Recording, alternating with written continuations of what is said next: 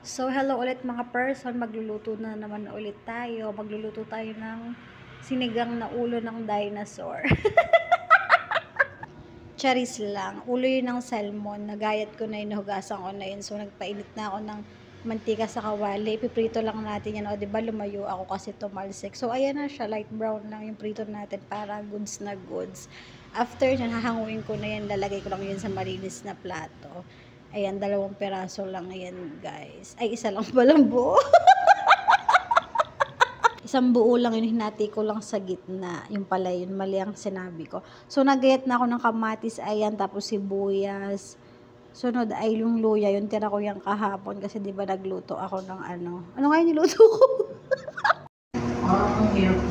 Pechay, pechay mong layot. Ayan na ang pechay. Ayan na ang pechay, hindi na yung layot kasi hinugasan ko na yun.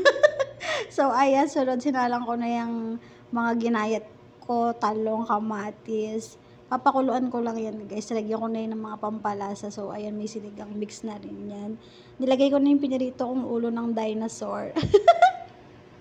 So, ayan, lalagay ko na rin yung pechay na hindi nalayot. So, ayan, pakukuluin na ulit natin yung luto na yan. May lasa na yan, guys. Hindi ko na nabidyohan nung inilagay ko. Ayan. Hindi natin siya haluin kasi baka pumait. Pumait. Basta intay lang natin kumulo kasi luto na yun. Nilagyan ko yun ng betchin, paminta, at saka sinigang mix. So, ayan, malapit na yung kumulo.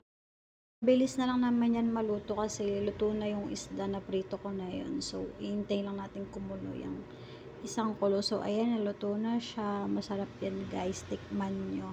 Try nyo ring lutuin pag wala kayong maisip na ulam. Bye-bye!